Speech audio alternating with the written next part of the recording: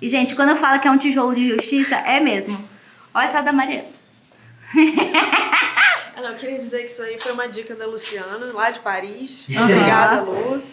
Então, segui o seu conselho. Entendeu? E ajuda no enquadramento do vídeo, senão ia ser Maria aqui e Arthur aqui. Os dois cortados. Gente, vale dizer que a obra está acontecendo neste momento, então vocês vão ouvir barulhos. Dessa vez o vizinho da obra somos nós, finalmente tem gente na nossa obra. Não vamos parar a obra, de forma nenhuma, a gente não vai tocar em nada, vai deixar tudo andar. E a gente grava aqui. Oi, gente, eu sou Nathalie Neri. Olá, gente, Jonas Maria aqui. E viemos para mais um vídeo do Diário de Obra, o vídeo que a gente prometeu para vocês. Um vídeo de serviço público, né? De utilidade pública nesse canal. Porque no vídeo retrasado, né, a gente viu pra vocês mandarem perguntas que vocês tivessem, tanto em relação à nossa obra em si, quanto alguma situação que vocês estão vivendo. Então a gente selecionou algumas perguntas. Óbvio, né, gente, não daria pra responder todas, porque foram muitas e tudo mais. A gente tentou selecionar a que a gente achou mais útil e importante, que engloba mais pessoas, o maior número de pessoas possíveis.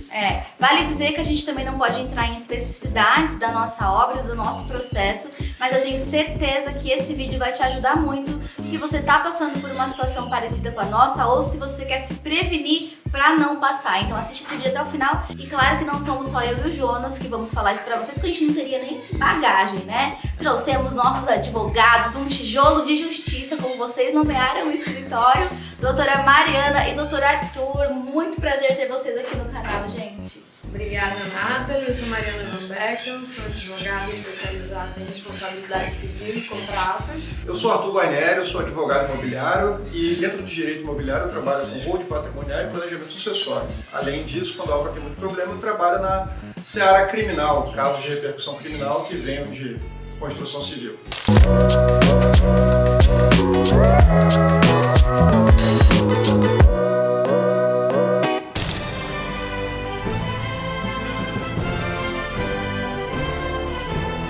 A gente tinha separado umas perguntas mais simples e pessoais, mas vocês trouxeram algumas mais jurídicas, né, também para ajudar a galera. Acho que o que mais perguntaram foi sobre as red flags, né?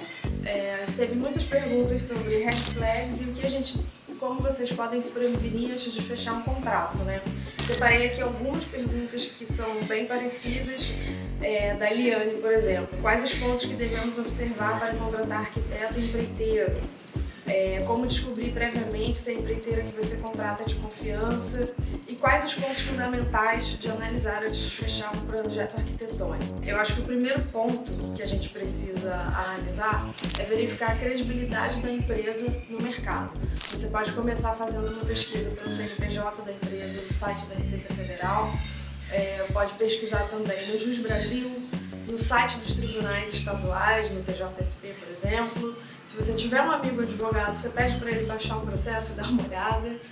Você também pode pesquisar em sites como o Reclame Aqui, ver a reputação da empresa, verificar a quantidade de processos que ela tem e principalmente quais processos ela figura como ré, né? Porque a empresa ela pode ser também autora de alguns processos, mas é importante a gente verificar se ela está sendo processada por outros clientes, né? E também pegar referências de pessoas que já tenham contratado essas empresas anteriormente. Existem sites que realizam essa pesquisa e você pode verificar tanto a saúde financeira da empresa, tanto quanto a quantidade de processos, se há processos. E a partir do CNPJ você pode identificar também os sócios e também pedir a pesquisa dos sócios. Assim como o banco pesquisa a sua vida para te conceder crédito, para você dar o crédito a uma empresa também se faz necessário que você pesquise aquela empresa. Então você pode solicitar essa pesquisa e verificar a saúde financeira dos sócios, a quantidade de processos e aí você ficar mais tranquilo. Óbvio que às vezes a empresa pode ter um processo que não seja ligado àquela questão, então você pode pedir esclarecimentos também. E aí consultando a saúde financeira, a questão processual, você vai ficar um pouquinho mais tranquilo e mitigar um pouco de risco. Óbvio que essa pesquisa, ela é um indicativo, não necessariamente a sua obra também vai correr perfeita. Então é importante que você tenha outra defesa, você tenha um contrato bem estruturado, citando cláusulas e afins. A gente também vai falar depois um pouco mais detalhadamente sobre o contrato, né? E outra coisa que vocês também devem pesquisar é o registro dos profissionais, dos engenheiros, dos arquitetos no CREA e no CAL, para ver se eles estão regulares, se tem alguma questão.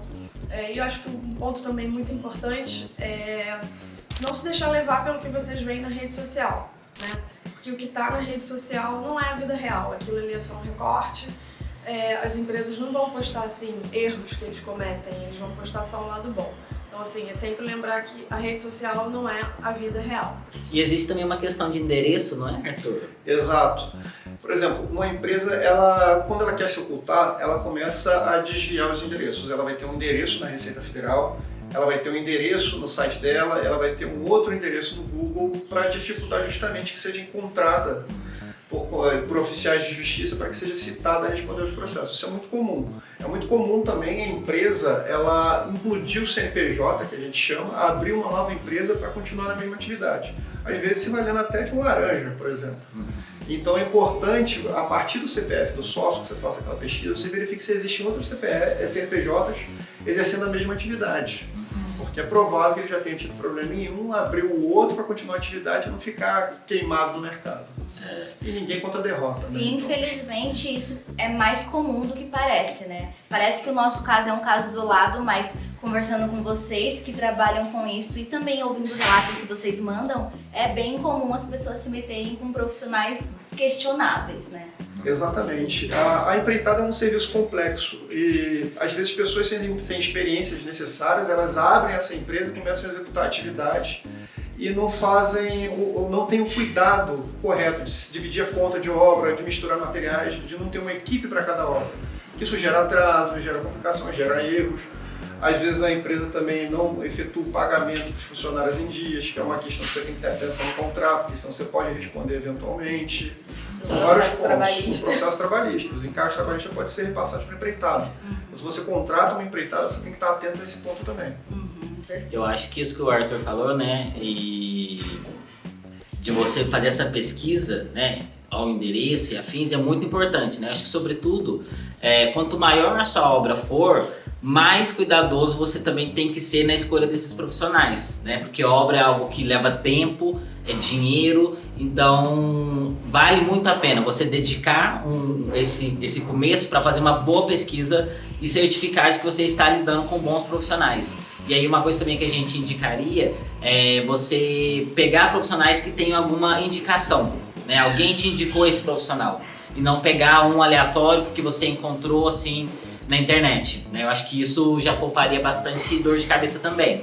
Vale dizer que a gente não fez nada disso e por isso que a gente está aqui com vocês, por isso que a gente está aqui com advogados, porque a gente fez tudo posteriormente. A gente vai falar também daqui a pouco sobre advocacia preventiva, né? Achei maravilhoso, coisa adulta, madura, Jô. Entendeu? E aí a Paula, inclusive, perguntou, né?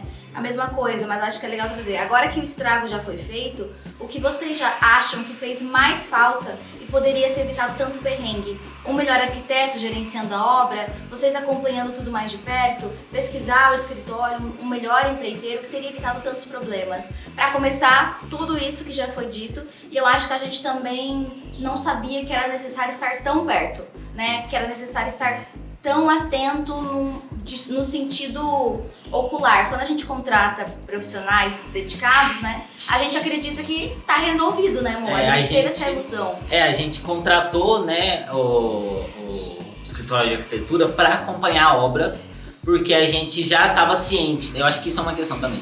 Todo mundo, para qualquer pessoa que você vai falar que você vai fazer uma obra, a pessoa vai falar assim: nossa, a obra dá dor de cabeça, a obra demora e afins.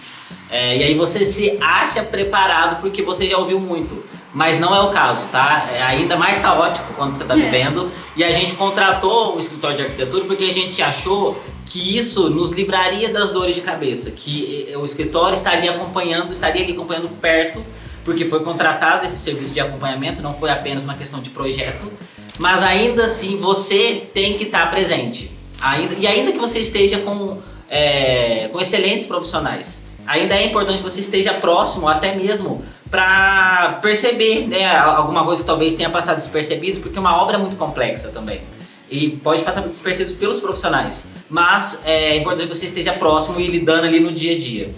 A gente até comentou em um momento que seria interessante trazer, às vezes, profissionais, pessoas com algum conhecimento de fora, né, para ajudar nesse acompanhamento, ter segundas opiniões. Eu acho muito importante frisar o seguinte: nem todo mundo tem uma experiência prévia com obra. Você pode ter uma primeira vez, você tem uma primeira vez para tudo. Então é muito importante que você converse com pessoas que já passaram por esse processo, que você veja quais foram as dificuldades dela.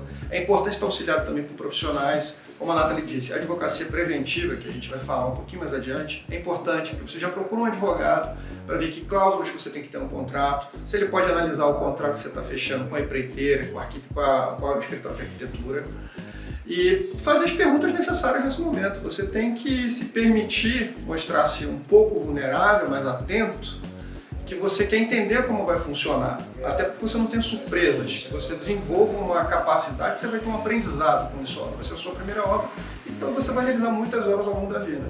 Então, se é a sua primeira vez realizando uma obra, pergunta, questione, faça perguntas para os advogados, para os arquitetos, para o engenheiro que vai estar tocando a empreitada, visite a obra, se tiver dúvida, pergunte, reveja prazo, tenha atenção ao prazo, à medição da obra, aos materiais utilizados.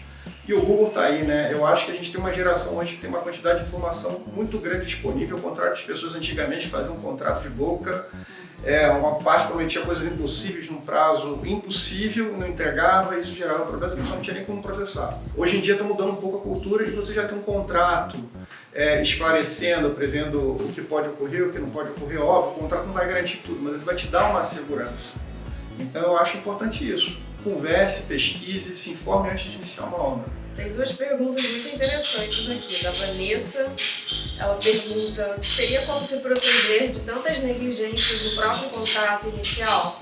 E a Jaqueline pergunta: como elaborar um contrato que minimize os atrasos, erros no cálculo?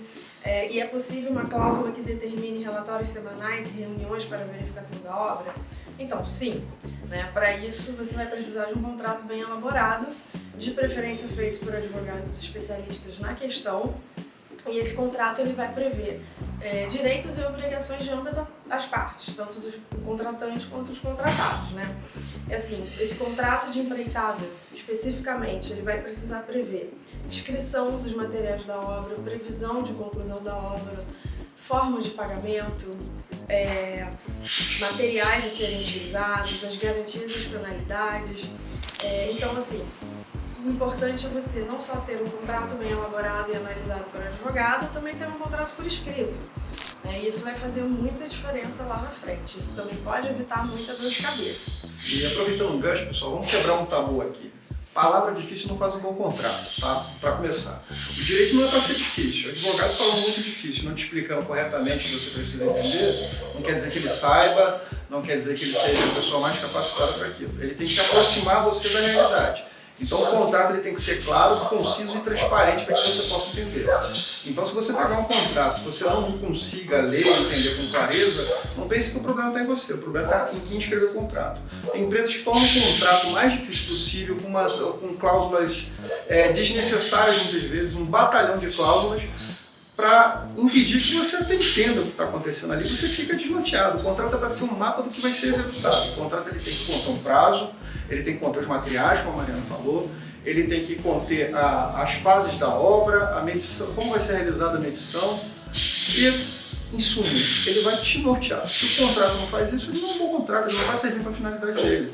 Além de prever obrigações e dizer para a parte, olha, você tem que fazer isso, e dizer para você também, olha, você está contratando, você também tem que fazer isso, ele vai botar na mesa exatamente o que precisa ser dito. Então é nessa hora que você tem que conversar e negociar as cláusulas. O contrato, ele no caso aqui não é um contrato de adesão.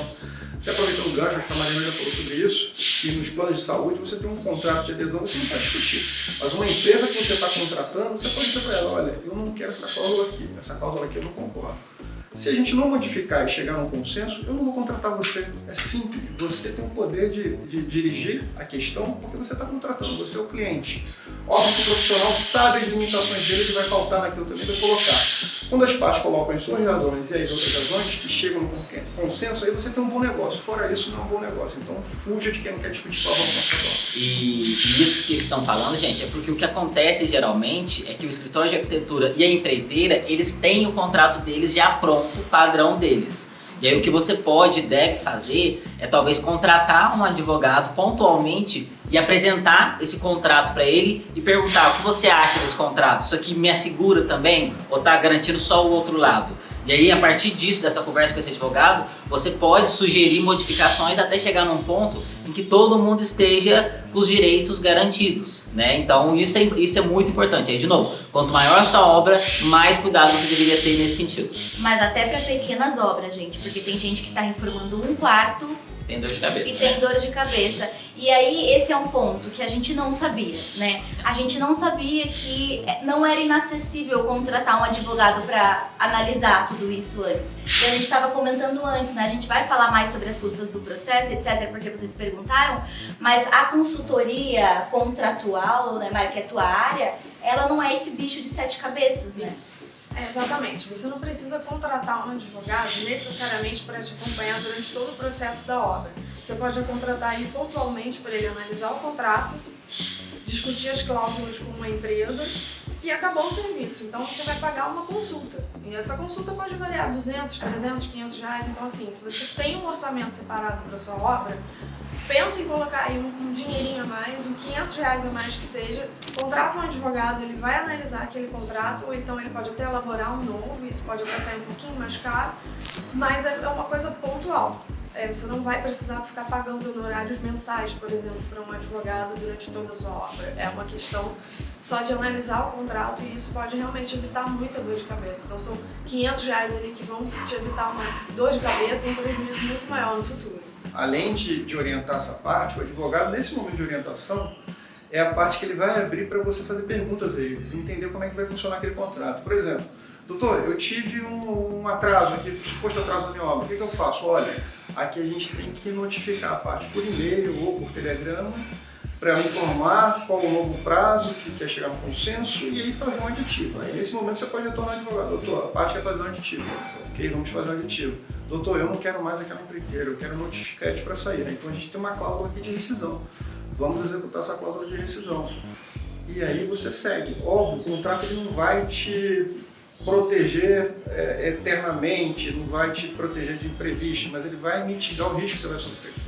E é muito mais barato você mitigar o risco do que depois você ter um processo, contratar perito. E o custo, é até errado falar custo, é custo porque representa um valor, mas eu creio que seja mais um investimento do que um custo, porque isso vai tirar muita dor de cabeça da sua frente. Então, aproveitando o gancho, a gente vai falar agora a pergunta da Daniele Borges. Ela perguntou quais são os custos em média para entrar com ação em casos como esse.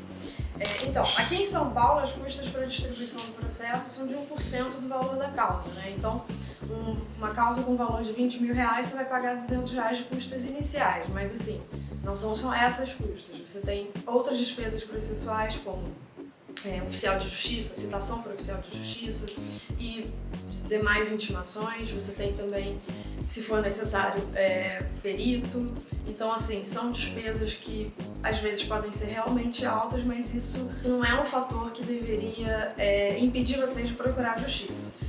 Existe defensoria pública, existe juizado especial, dependendo da causa, dependendo do valor da causa também, você pode procurar essas duas instituições. Você também tem núcleo de primeiro atendimento nas faculdades de Direito, a maioria das faculdades de Direito possui isso, onde você pode procurar uma assistência gratuita, uma orientação, né? Então, assim, não fiquem com medo de procurar a justiça, porque o judiciário existe para servir a vocês. Então, assim, vale a pena perguntar, vale a pena conversar, se comunicar e buscar os seus direitos. Existe também dentro da advocacia o pro bono, que são ações que os advogados atuam sem necessariamente cobrar um valor contratual por conta da parte ela não ter acesso a recursos. Por exemplo, as pessoas que são do Minha Casa Minha Vida que têm problemas, elas podem procurar um advogado. Olha, doutor, eu não tenho recursos, mas eu sei que a outra parte paga honorário de sucumbência caso o doutor ganhe a causa. E eu sei que o OAB autoriza que você atue de forma pro bono. É possível me dar esse auxílio?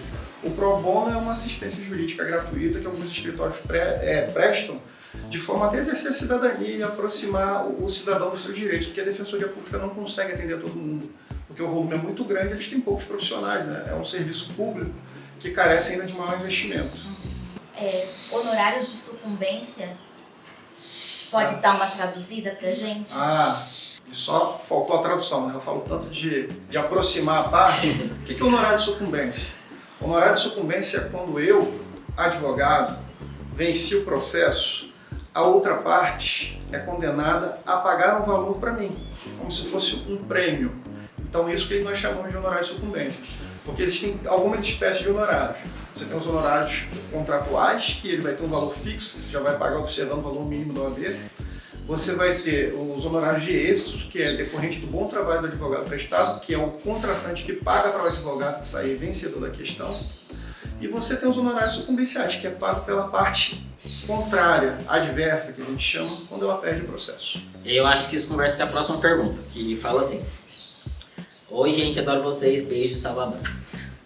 Como vocês enfrentaram o medo da burocracia, esse processo de se tornar adulto? Que pra gente começa muito antes dos 18. Nos colocar à frente de desafios e decisões de enfrentar processos muito longos e burocráticos. Como foi para vocês lidar com tudo isso? Vencer o medo e ainda lidar com a vida que continua seguindo? A gente já comentou com vocês, eu comentei em alguns outros vídeos aqui do canal, e o Maqui fala, enfim, que a gente lutou muito até tomar essa decisão, né? Eu acho que o fato da nossa situação ter chegado ao ponto que chegou, foi porque o tempo inteiro a gente queria evitar a dor de cabeça da judicialização ou de levar a briga para esse nível. Porque a gente tem a impressão de que botar advogado na mesa é arrumar encrenca, estragar a relação. E aí, barraco! Sendo que é o contrário. E chegar nesse ponto significa que já foi tentado antes uma conversa que não foi solucionada e você precisa dar um outro passo, né? Que nesse caso foi judicializado. Exato. E a gente tinha a previsão, né? A gente conseguia entender, dado mais traumas de pessoas que a gente conhece, do que uma experiência própria, que esse processo de judicialização de qualquer coisa leva tempo, leva dinheiro e leva energia emocional e psíquica, né? No nosso caso, o começo pra gente escolher dar esse primeiro passo, sabendo que a gente tem que fechar a nossa obra, deixar as coisas no meio, foi extremamente dolorido, só que a gente teve que tomar uma decisão e depois se tornou muito mais fácil do que a gente imaginou, né? Pois é, eu, em especial, resisti bastante em entrar nisso, porque eu sabia que ia tomar muito tempo, que ia tomar muito dinheiro e sem perspectiva próxima de ter uma resolução rápida, porque não é assim que a justiça funciona. Então eu resisti bastante, sobretudo por conta que a obra teria que ficar parada, né? Porque aí ia vir um perito analisar, mas então não podia mexer na obra, mas a gente também queria honrar, né? O dinheiro que já tinha sido gasto, a gente gosta do que é justo, né, gente? A gente faz a nossa parte esperando que a pessoa faça a dela também. E a partir do momento que a gente é prejudicado, não é correto, né, a gente se deixar ser lesado dessa forma, né? Foi muito complicado pra gente chegar nisso, mas uma vez que chegou e a gente tomou essa decisão, foi mais fácil, porque depois a gente encontrou bons profissionais e um bom profissional. E um bom profissional vai te deixar tranquilo, sabe? Porque você sabe que está em boas mãos e que essa pessoa vai te ajudar. E aí é muito mais fácil depois. A gente até consegue ter uma visão maior e retirar grande parte da ansiedade que a gente tinha antes, sabe? Você consegue ter uma visão mais clara sobre tudo que está acontecendo e isso auxilia muito emocionalmente também a lidar com tudo isso. E o Arthur acabou citando Minha Casa Minha Vida e muitas pessoas perguntaram sobre isso e eu acho que é muito pertinente trazer essa informação para vocês.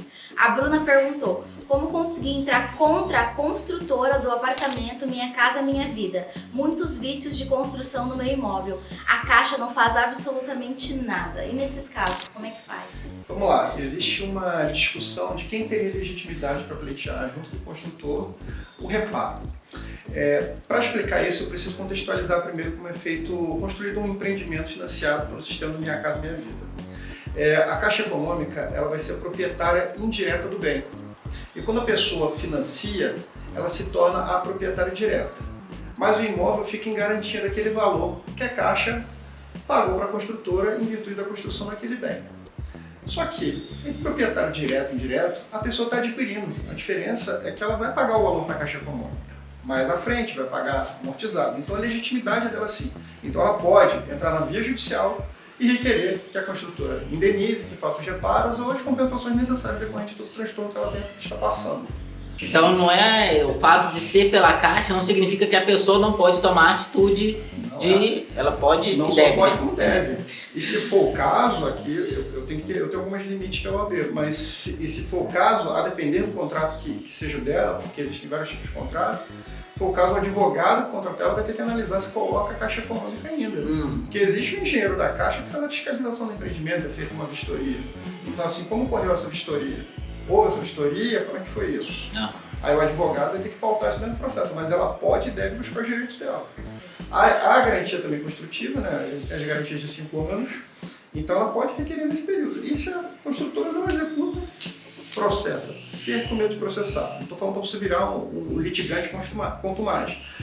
Tem um nome jurídico para quem é doido no processo. Como é que chama? Litigante contumaz. Ele processa todo mundo. Não litigante contumado. Vamos viciar a galera. A pessoa que processa tudo. Fala assim, vou chamar os meus advogados. Não seja essa pessoa. E a grande discussão nisso é quem teria legitimidade. A construtora, óbvio, ela vai dizer, olha, você não tem legitimidade para requerer isso de mim. Quem tem é a Caixa Econômica, mas isso é uma preliminar na defesa de mérito. O que é uma preliminar na defesa de mérito?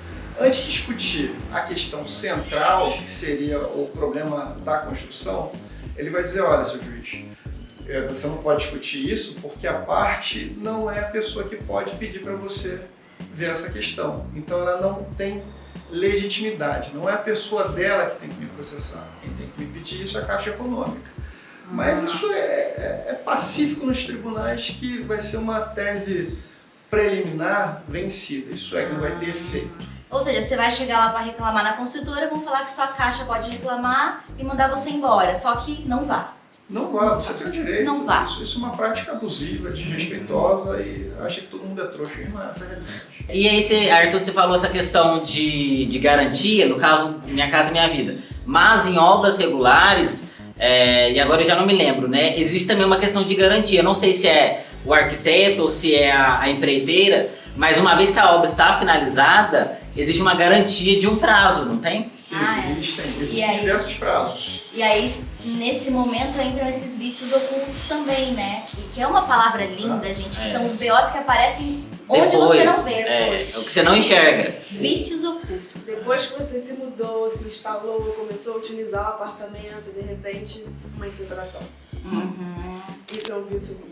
Por que teve essa infiltração? Foi um cano que não foi colocado direito, um material de má qualidade. Tudo isso configura um vício oculto, um vício que você não tinha como saber durante a obra ou logo que a obra foi finalizada. É um exemplo clássico que a gente tem na faculdade de Direito. Você compra uma televisão para dar de Natal para sua mãe. Aí você comprou essa televisão agora, em novembro.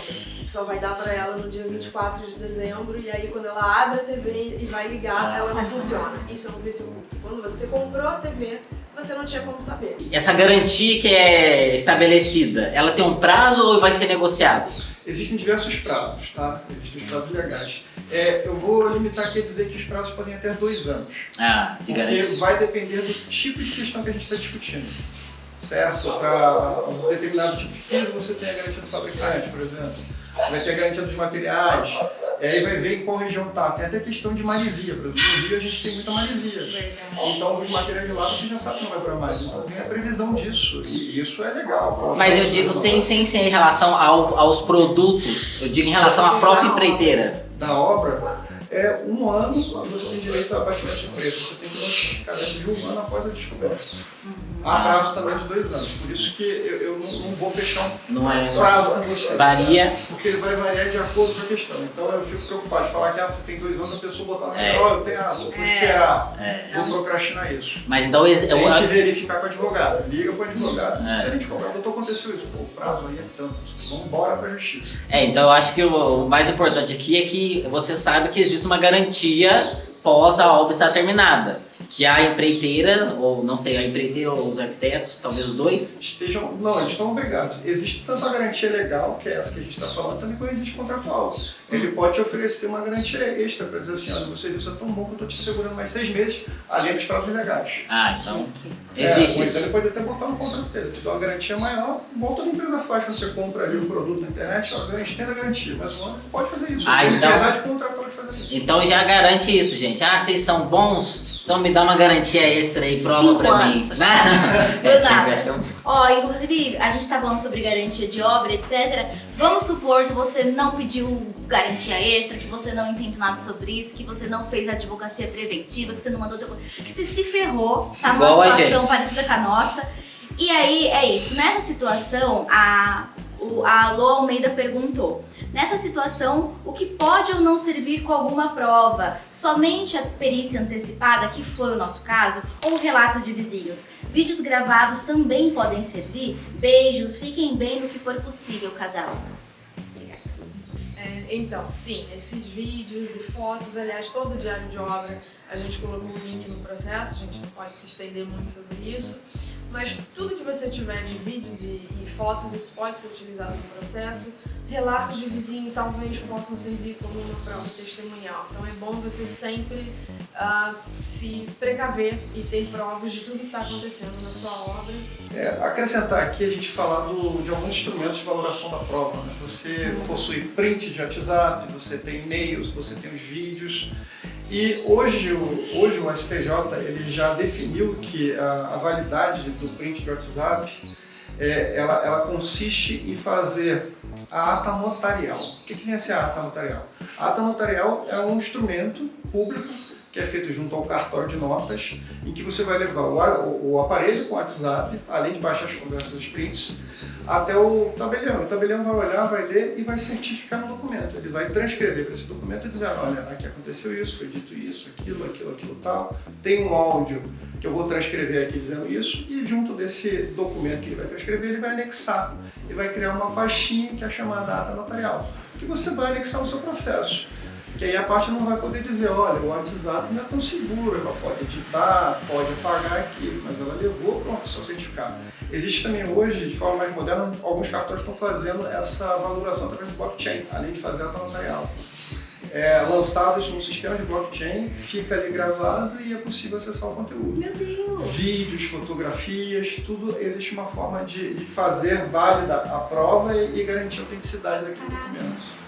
E aí acho que as pessoas estavam em dúvida, né? Porque a gente falou especificamente sobre ter esperado tanto tempo pro perito. O perito também é um tipo de valoração de prova, né? Talvez o principal. Exato. Então, assim, não vai ser toda obra que você vai precisar de uma perícia, uma obra pequena talvez você não precise, você consegue comprovar com fotos e vídeos, mas uma obra desse porte, principalmente de vocês, era extremamente necessário fazer essa prova pericial. A perícia é necessária quando os erros não são tão visíveis e depende de uma apuração. Se for um erro grosseiro, a pessoa tinha que botar a janela no lado direito, botou a janela no lado esquerdo, e aí você comprova com a foto e você consegue comprovar. Mas ainda assim eu recomendaria a utilização de um perito. O perito ele é um profissional que ele é do juízo, ele é imparcial. Você vai ter um assistente técnico para também ver, discutir as coisas com o perito, eventualmente impugnar até a perícia, porque talvez o perito não tenha observado alguns detalhes, o teu assistente técnico vai indicar: olha, faltou isso na perícia, ou então esclareça esse ponto. Então se faz necessário. Das provas, eu creio que a perícia seja a mais utilizada no setor de construção civil e obras em geral, porque ela vai identificar: olha, essa tomada aqui nesse lugar, por exemplo, ela não atende uma NBR, por exemplo, ela está diferente do que a normativa indica que você faça, não atende ao padrão de segurança. Então a perícia vai se atentar a isso de uma forma muito melhor. Agora, óbvio, a coisa está muito grotesca e evidente, uma perícia não é tão necessária. Se for uma coisa menor, mas uma obra assim do porte de vocês, eu já acho extremamente necessária. De novo, né, gente? Quanto maior a sua obra e quanto mais complexa for, né, o problema que você teve, definitivamente você deve procurar um perito. Foi o que a gente fez, porque a gente quer. Desde o princípio a gente está sendo muito correto com tudo e a gente quis também procurar um perito, porque é isso, né? Se é isso que a justiça tem a oferecer e é uma prova extremamente contundente, então a gente vai chamar para que ele analise, né, e tenha essa visão técnica que a gente não tem. Tem uma pergunta aqui bem interessante do Juliano. Ele pergunta se vocês estão preparados para essa nova fase, que será muito importante detalhar todas as etapas e custos da obra para evitar novas surpresas, um contrato bem amarrado e mostrando que vocês apontaram tudo para a nova empresa será primordial para dar certo. Acho que esse cara deve ser advogado. É uma pergunta típica de advogado. Então, todos os erros que a gente encontrou, né, aqui durante a perícia e esses vícios ocultos que foram encontrados depois da perícia, depois que a nova equipe entrou, tudo isso realmente foi certificado, vai ser corrigido, entendeu? E novo contrato, a gente analisou previamente, então assim, eles só assinaram o contrato depois que a gente deu o ok. Aprendemos. Então agora a gente tem certeza que as coisas vão dar certo. Acho válido dizer aqui que as pessoas temem muito serem julgadas como chatos, reclamões e, gente, vamos perder essa cultura. Quando você está no direito, na razão de perguntar, ou questionar e reclamar mesmo. Eu sou o tipo de cara que reclama em fila se estão furando, porque eu tô certo. E eu sei que perguntar também não ofende. E é justamente nas tratativas contratuais, perguntas, tem que esclarecer, tem que amarrar. Não é um problema você virar para a parte, poxa, isso aqui não tá legal, ou então esse prazo de pagamento aqui, eu não estou concordando com essa entrega.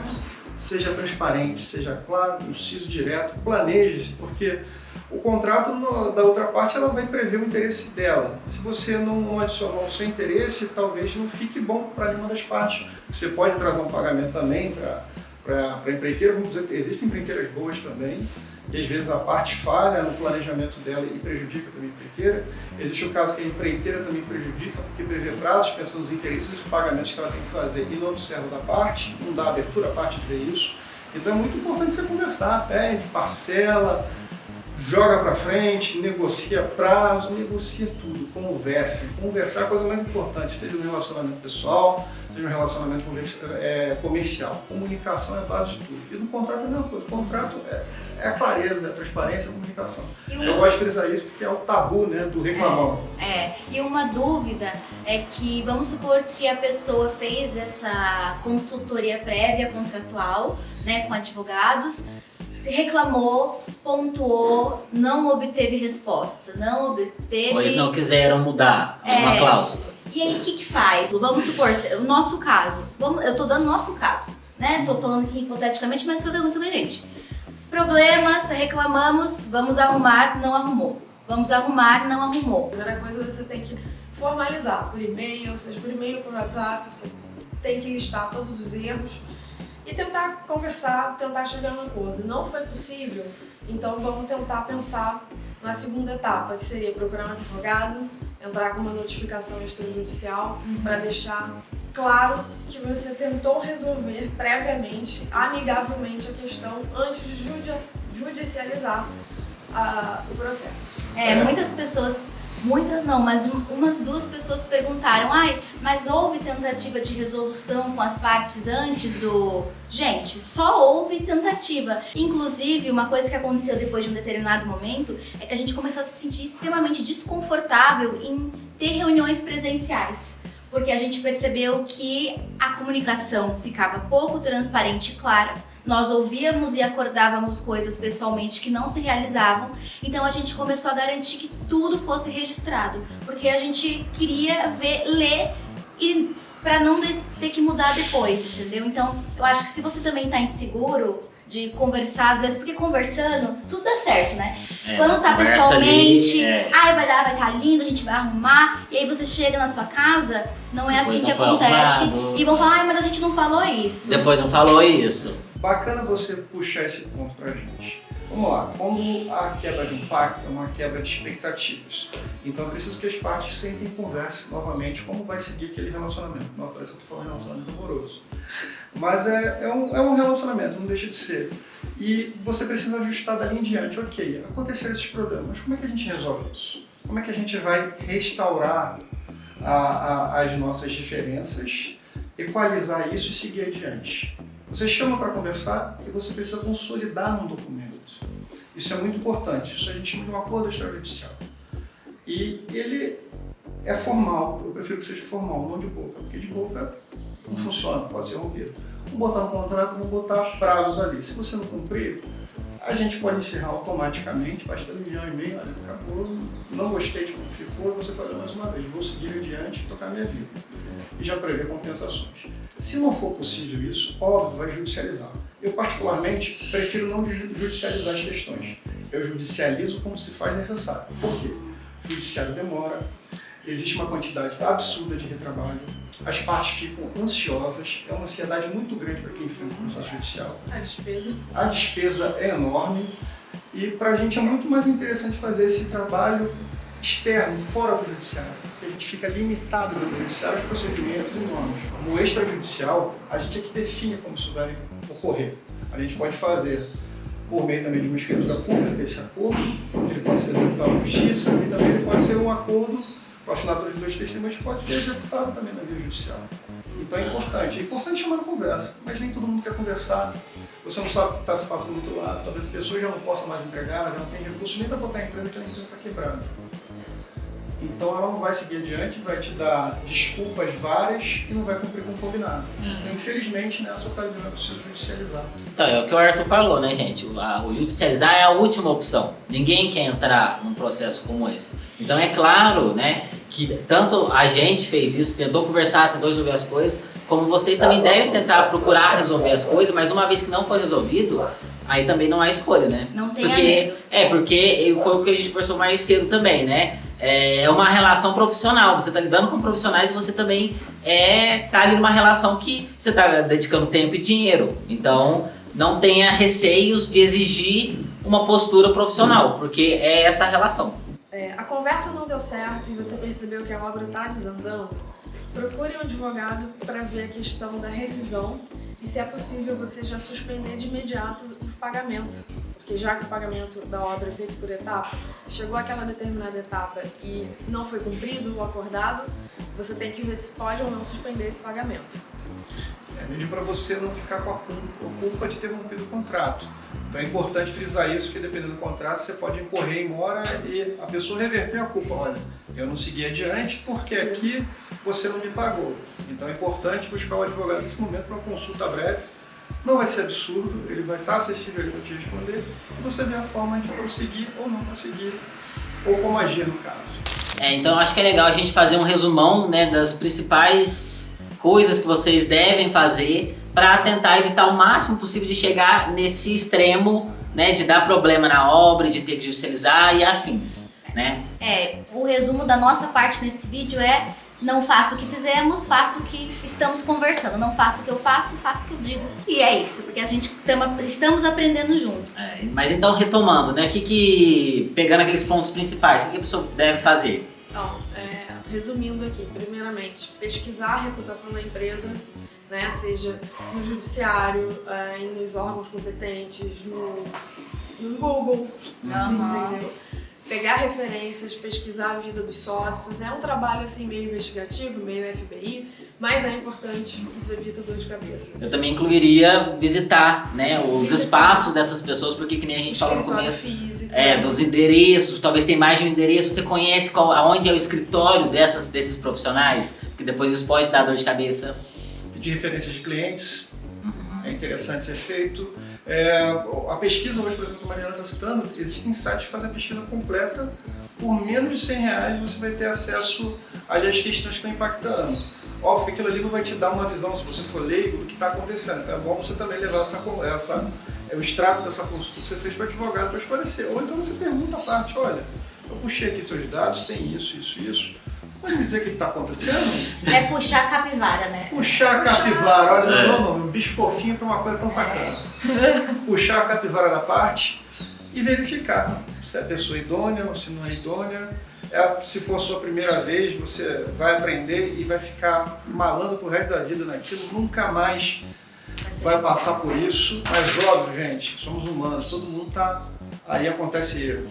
A função do advogado também é a função de meio. Ele não vai impedir que a parte deixe de executar a obra, mas ele vai te dar o instrumento necessário para que, se socorrer, você tenha como se socorrer.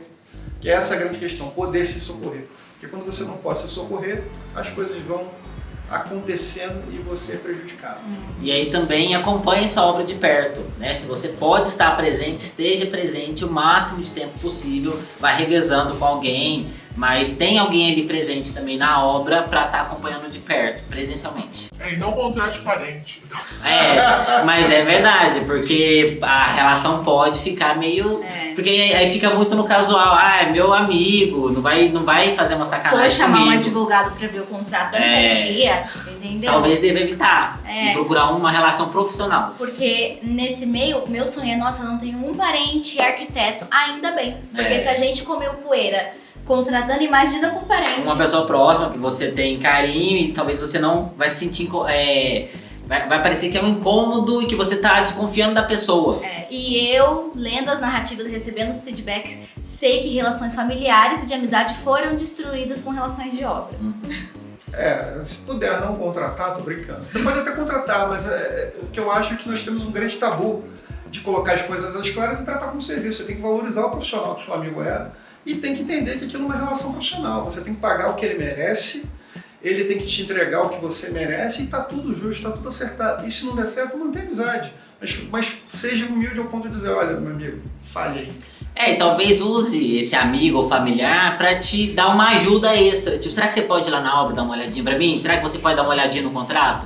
E não talvez como principal fonte de segurança. Corta Eu não o Jonas sei, já eu diz não... profissional. Você pode dar uma olhadinha aqui de graça, né? Não, mas aí é uma relação extra, tipo, é um profissional extra, você pode pagar, Pagando, óbvio, isso. claro. Pra aparente mais caro. Pra aparente é mais caro. Então, ó, Já tira até um extra, né? E aí, mais algum ponto? Tem a questão da advocacia preventiva, que eu acho que é o principal. É. É você contratar um advogado antes de começar a obra para analisar o seu contrato e te deixar mais seguro. E, gente, vale dizer que o Arthur e a Mariana, eles trabalham com isso dedicadamente, é o ramo de experiência deles, vocês podem conhecer, contatar eles, todos os contatos estão aqui na descrição e foi prometido a nós, porque nesse vídeo não cabe, que vem vídeo aí, vocês vão fazer um vídeo explicando mais sobre direito imobiliário, né, e como se proteger nesses casos parecidos e diferentes com o nosso também. Exato, ficamos tão animados com o bate-papo lá de lançamento do vídeo que vamos pegar outras perguntas que não foram respondidas hoje e criar um vídeo falando sobre. E vamos criar basicamente um guia de informações para você que vai entrar nessa jornada. Perfeito. Então acompanha, siga nas redes sociais, pode mandar pergunta pra gente, pode mandar meme pra gente, fica à vontade, faça à vontade. E acho que todo mundo tem que terminar esse vídeo comentando um tijolinho aqui. Se você chegou até essa parte, é um tijolo de justiça. Comenta o meme do tijolo em homenagem a esses profissionais maravilhosos que estão ajudando a gente de verdade em todo esse processo. Um tijolo de justiça. Gente, vamos botar esse nome do escritório? Vamos. A gente vai conversar na hora. A gente vai pedir pra mudar o Vamos pedir pra provimento. mudar. gente, eu fiquei chocado porque eles falaram que não pode. Advogados não podem escolher nome do escritório, tem que ser sobrenome da pessoa. Achei injusto, achei pouco criativo. Bem, eu espero que esse vídeo tenha ajudado vocês. A gente fez ele justamente porque, enfim, o que a gente passou, a gente já passou. Agora daqui pra frente, a gente felizmente tá conseguindo fazer tudo de uma maneira muito mais estruturada, saudável. Estamos aprendendo como bons profissionais trabalham.